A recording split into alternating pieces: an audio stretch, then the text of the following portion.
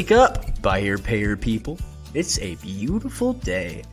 Go grab yourself another cup of joe and say hello to Jim and Michelle Rhoads on the Buy Here Pay Here Morning Show. Take it away, you two.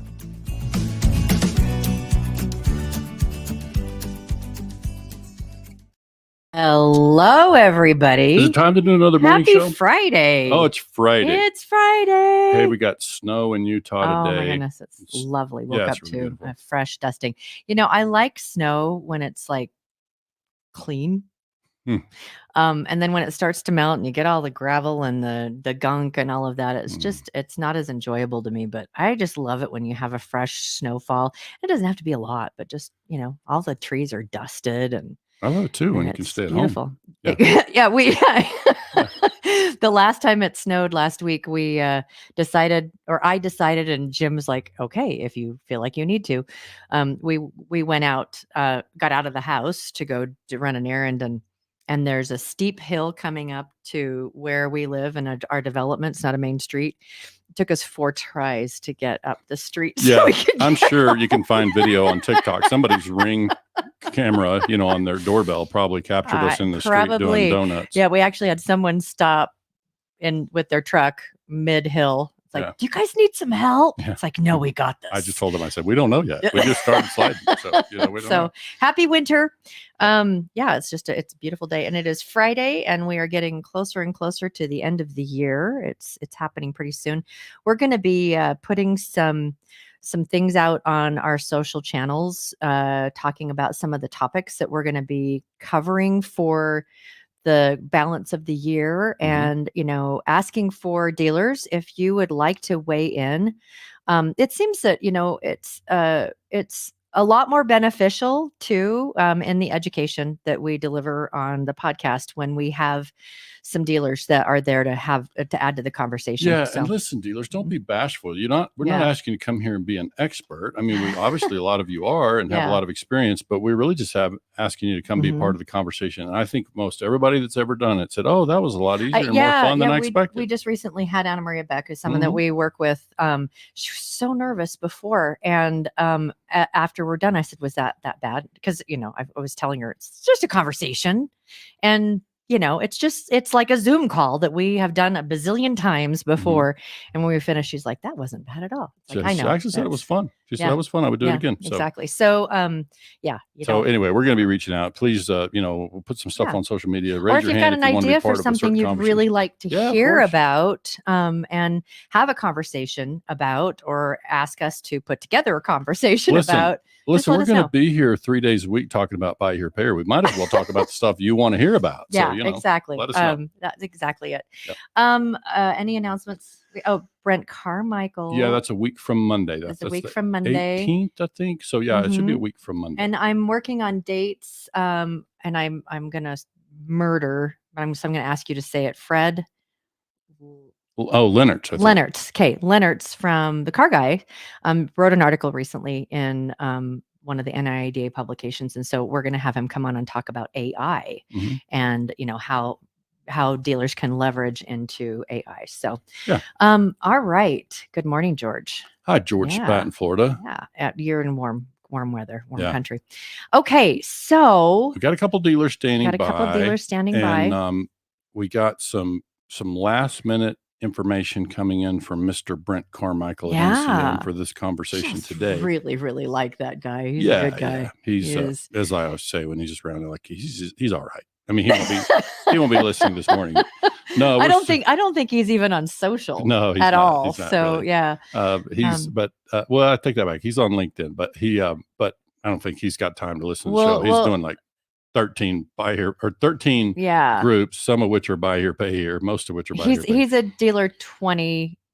He's a 20 group moderator for NCM, and good friend of Jim's and mine, and is just so willing to just share of the things that he's seeing and all of that. So we're going to add a little bit of that. Yeah, so we got some information to share from that. So let's bring in our dealers. Let's bring in first Mr. Nathan Syme from Alabama. There, he's joining from the Birmingham area. Good morning. Good morning. I love the accent. Got real thick. He's been working on that. Completely fake. It's completely fake. And then we've got Mr. Casey Litaker from North Carolina. Yeah. Yeah. Kannapolis. How are you? Good morning. And his accent, I hear it all the time. So I know if he's going to lay it on thick. And it's just the accent. Good morning, everybody. In the interest of full disclosure, we work directly with Casey routinely, and so we know his operation, and so we're happy to have Casey here to be part of the conversation, because we really kind of regret the title that we put out there for the podcast for today, because today I think we go less about numbers and more about just kind of how you get to decision making. As dealers, like especially on this lead generation, lead management thing, like how do you decide where to put your money and how do you get to decide what's working? Yeah. So that's kind of what we wanted to break down. And we talked a little bit about lead management. It'll be a recurring subject around here because we're all working to try to figure out how to get better at that.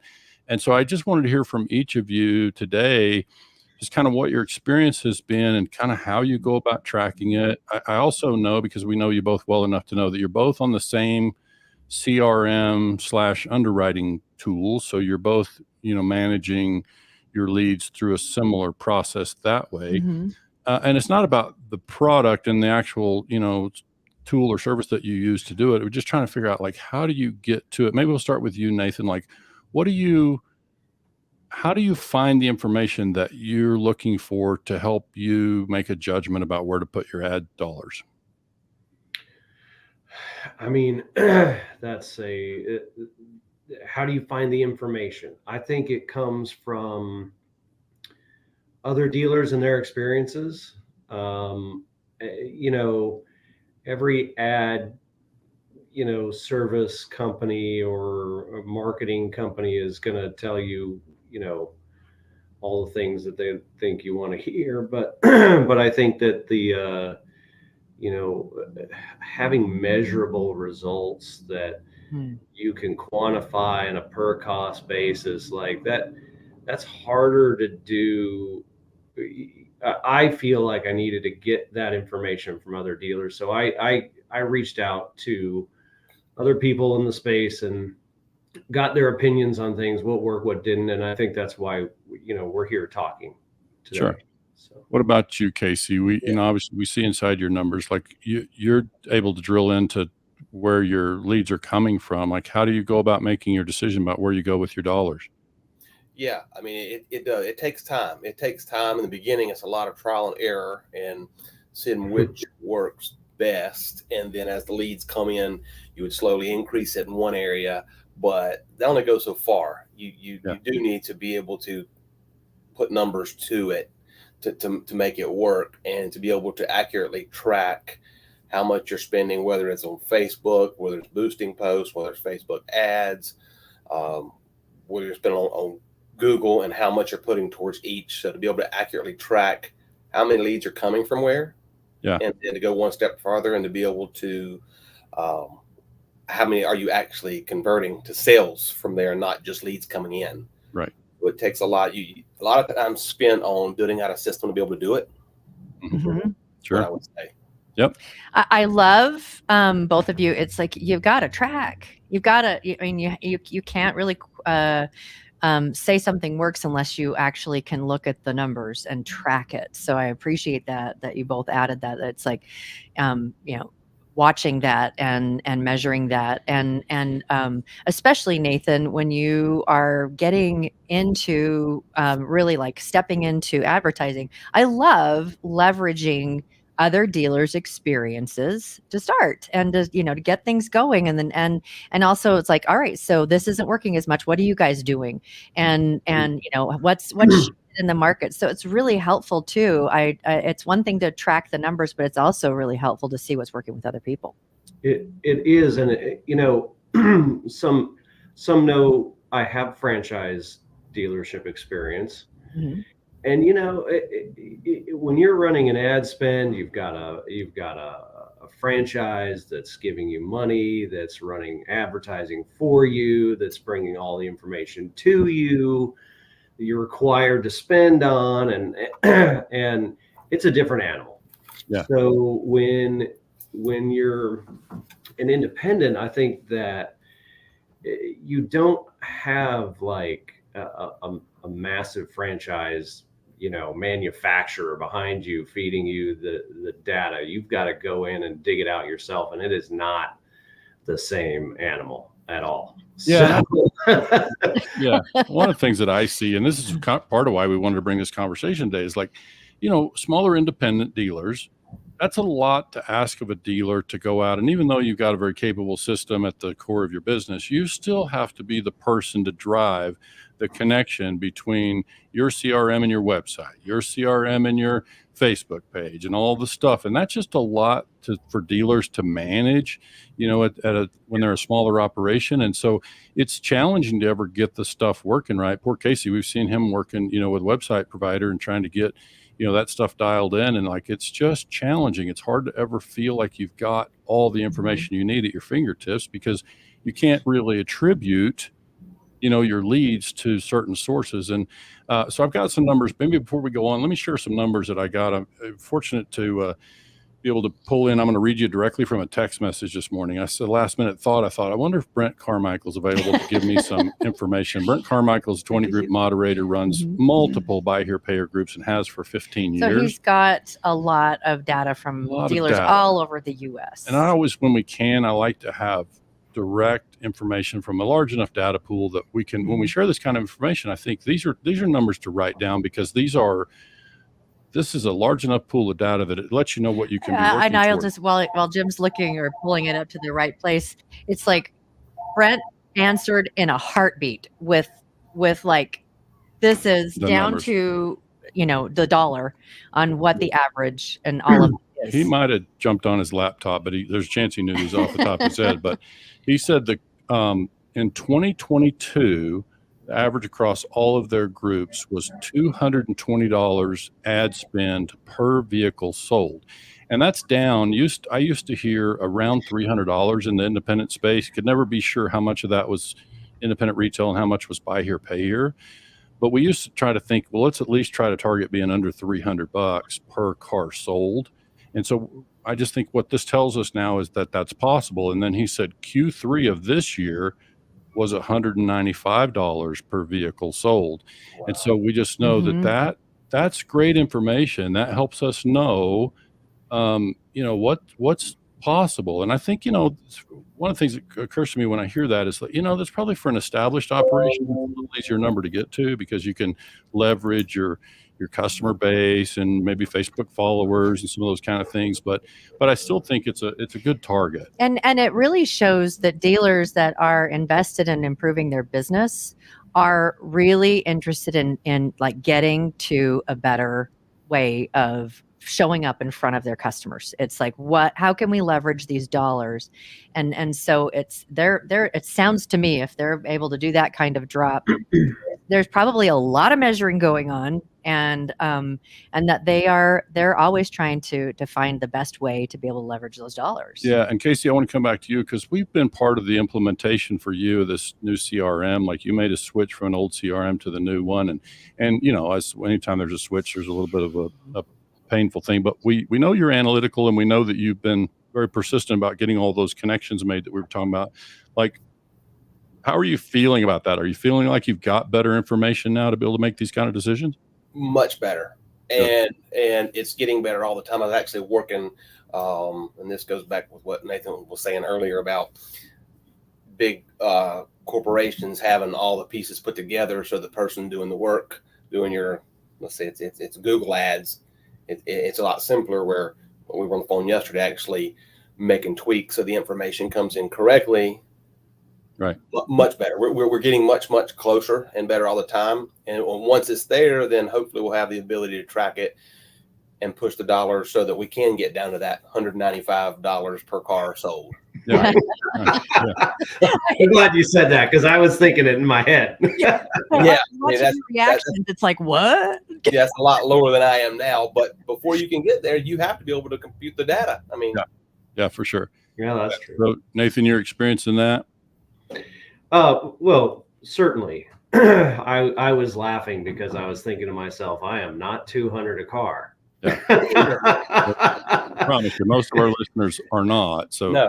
And I think, to Casey's point, it does take momentum. I mean, if you're working in a Google, Facebook, click, ad, that kind of environment, like there's traction you need to get. And then once you get traction, then it takes time to narrow it down. And then once you narrow it down, you're narrowing it down some more. And then you keep going and going. So when you start out, you're not spending $200 a car, you're spending $600 a car. Yeah. And it goes further than just like the ad spend, because it's obviously, how are you handling your leads? What are you closing? All of that kind of stuff. It kind of just narrows that gap. But it starts with measuring something and, seeing where things are coming from. This is why the dealers, when they say, when the customer says I have 2,000 down, the dealers are saying, could you do 2,600 to cover my ad? Cover my ad spend. Right? No, we're not worried about tags and title. We're worried about ad spend. Right, yeah. No, I think what we see is that, dealers are wrestling with this. And I think what can happen, we talked about on our Wednesday broadcast with Anna Maria, is this idea of, there's this kind of a metaphor about, having a shotgun approach to marketing versus a rifle, a precision aim thing. And Nathan, thinking back to your franchise days, I mean, those people had big budgets and big analytics, and they could better identify the target consumer and serve ads. And those of us as smaller independents, that's a little more difficult to get to. I mean, we there's some places we can go, but one of the things we see is there's some providers out there who provide, advertising solutions. And what we're seeing with our own clients with some of them is they're spending some pretty big dollars, and they're certainly generating lots of leads. But we're not seeing that those leads can be attributed to very many of the sales. And so it's a question of, how is it a shotgun method? I mean, that's what the data would suggest, is that when we're creating lots of leads but not translating into sales, then it just begs the question, how precise are we in our marketing and our messaging to reaching the right consumer? Right. So this is part of so Casey, I know you guys have been working on that. You've engaged some people to help that. And we know that your Facebook in particular is driving more leads, right? Correct. It does. Yeah. I looked at those numbers in your case, last night, and I can see that, by far, regardless of your ad spend, you're definitely driving much more traffic from whatever dollars you put into Facebook. And so we see that, we basically get confirmation of that. We talked a little bit about that with Anna Maria on Wednesday, is that we see across social media that dealers, it's like still overwhelmingly, like Facebook is still the king of the mountain on that. They're still producing, at least in the buy here, pay here space, they're the most productive. And so I wonder, maybe we'll ask you, Nathan, have you had success elsewhere besides Facebook, any place else that you're seeing some results? Well, I mean, certainly have seen some Google response and interaction, but no, Facebook, I would agree, has by far been the most productive for us. That makes sense. I don't know that people are really being able to connect on TikTok yet. We're not seeing much of that. So, so Casey, back to you. Where else are you seeing some results? I mean, we feel like we know, but maybe you can share with listeners where else you're picking up some business.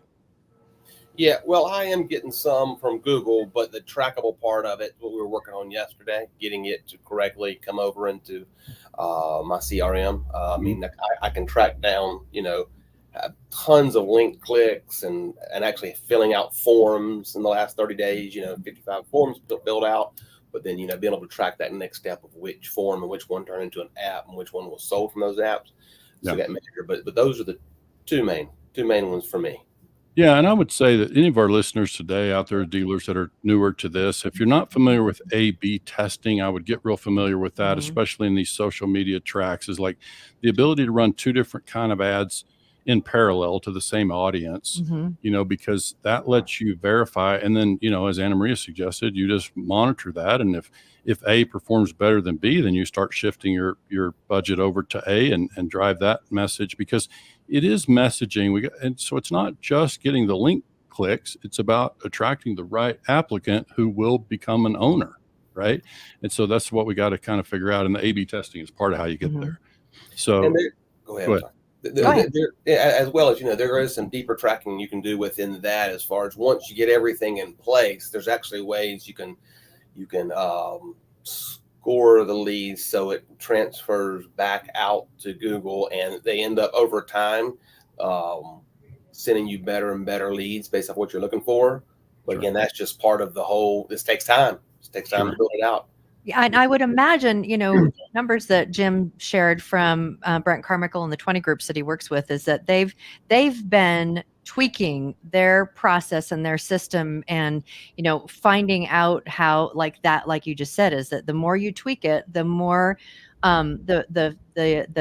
the more refined the lead gets, and they put it in front of the right person, and then when you can start to really bring in the right lead, that it will translate to more qualified leads coming in, and it increases your chance of being able to actually close a deal. I didn't that way. catch if you posted Mark Anderson's I did. comments. You want me to post So it again? let's do that, because this is really definitely in keeping with the way we think about it and what we teach. Is he's really basically suggesting here that we really, as buy here, pay here dealers, most of us could use some improvement in terms of learning how to promote our program and ourselves, and less about cars. So we see a lot of kind of inventory forward marketing and buy here, pay here. We just think there are two problems with that. I mean, one is, it puts you out there competing with all the other folks, for one thing. If you're just car centric in your advertising, But it's also missing the opportunity for us to dial into the consumer that is,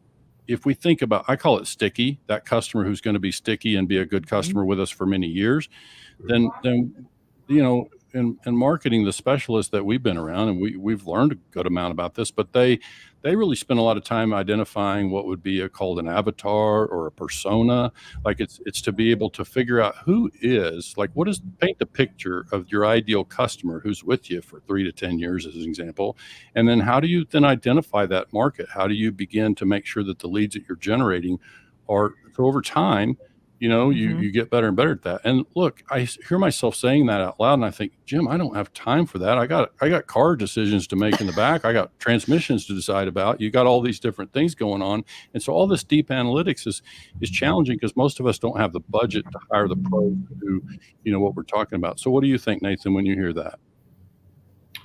Yeah, it's a lot. I think it's a prioritization. It's to piggyback on some of what the dealer was mentioning and that you showed before. Anyway, I do think any of us can put a 2021 Dodge Challenger up there in a buy here, pay here space and get a lot of clicks, right? A lot of $500 down. Can I buy that car? That kind of thing.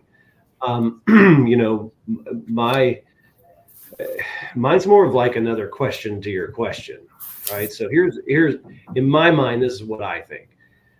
Okay, I've got X number of cars and I can sell X number of cars, and let's just say I've got the inventory to increase my ad spend to therefore increase my sales. Let's just assume that part. Then what is my real purpose of what I'm trying to accomplish? Because to me, I don't have as much of an issue with people coming into the dealership trying to buy a car. But I have more of like, how can I improve the quality of my applicant? Good. Right. Yeah. So I think of it as a volume thing. Like if I've got, 100 applicants, I'm probably going to get a larger number of quality applicants. But that may not always be the case. So, one of the things is like that inventory is, once you move that car to that person that you pick, that car is no longer available for the next person.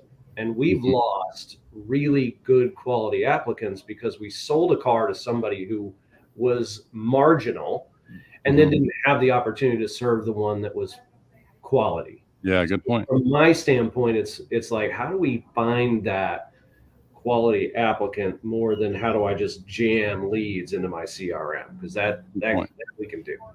Yeah, that's a great point. I think anybody can throw dollars out there and create those link clicks that you're talking about. So then it's really that somebody said they use the spray and pray thing, which I heard on Facebook a few days ago. It's like the spray and pray is kind of that shotgun thing about you just throwing stuff out there, you're just spending dollars.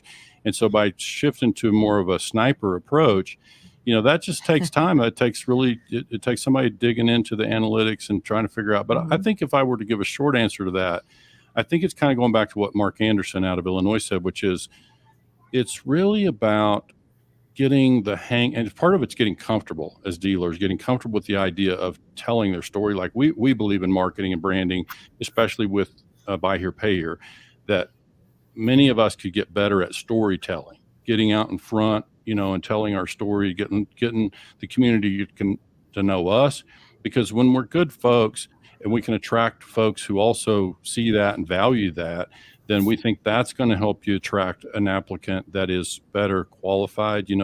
I would say that's the way that we just, it's about targeting an applicant who better fits your program.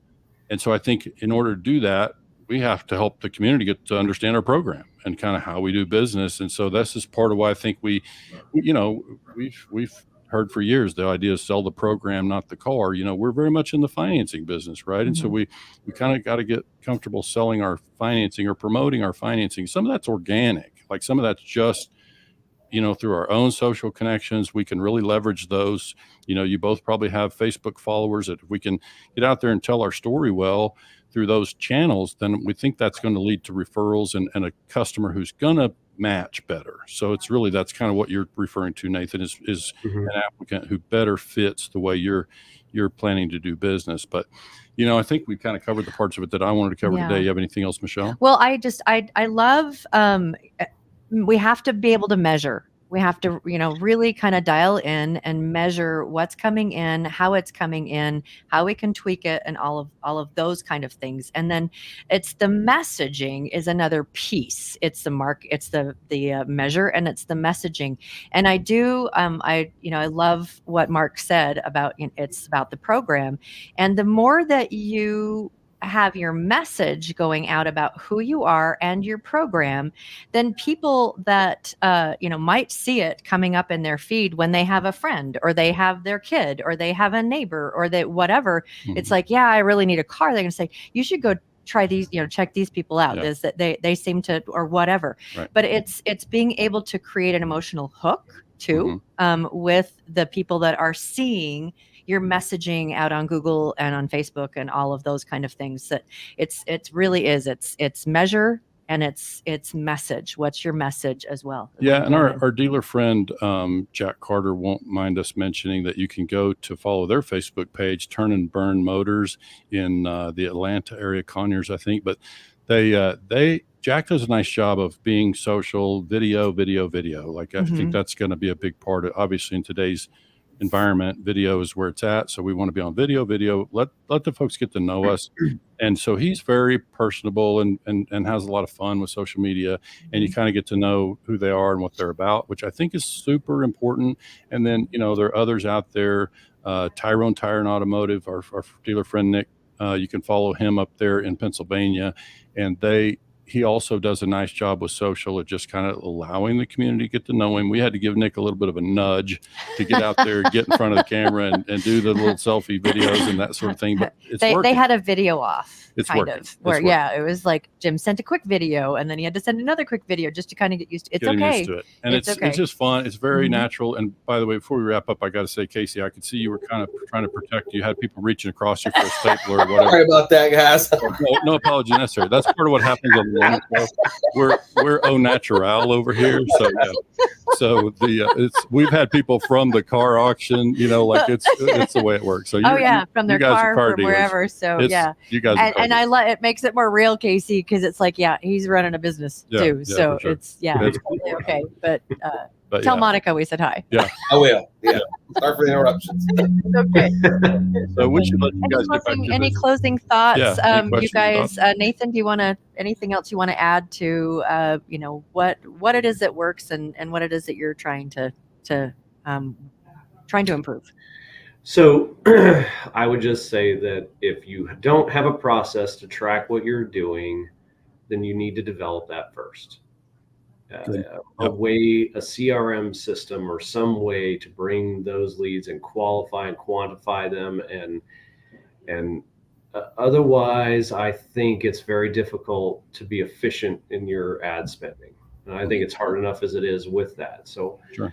I would say you would start there. And then I think after that, it's okay to delve in a little bit, and you don't have to go out and spend $10,000 a month, right? I mean, you can get something for a couple of $100 a month, and then you just feel your way through that. And I would certainly not run out there, hire an ad firm immediately without having some sort of idea of how you're going to track that, which we've talked about before. Sure.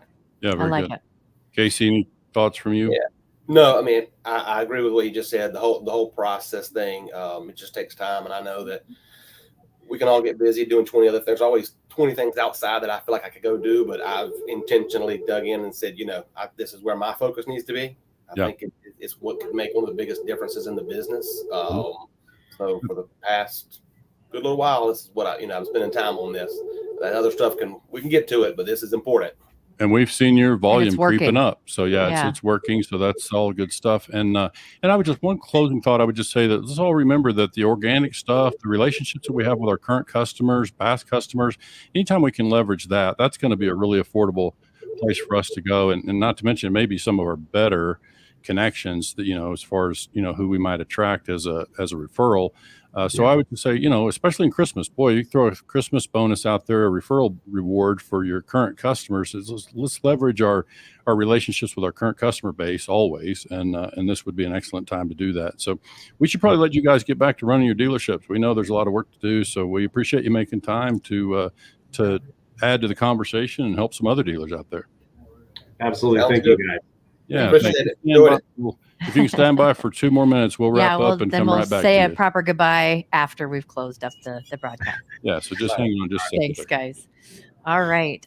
If you we mentioned Anna Maria, who's someone that we've worked with for a while. The broadcast you said Wednesday. It was on Monday, and there's some really great tips in there that can help dealers. So if you haven't watched that, she really understands Facebook and a lot of the ways that you leverage, and she has some very, very simple and actionable things that dealers can do to start bringing in more quality leads. Right. And so, if you don't, you can reach out to us if you need to find her. We have a handful of our clients use her and that works very well. So, and if you need help getting a measuring system and starting to really dive into that, if you need some help, give us a holler, because we do that with a lot of different dealers and just kind of help them create systems and processes so that they can do the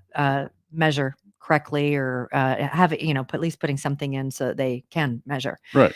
So if you need any help, you can call or text us 903-816-0216. Anything else, honey?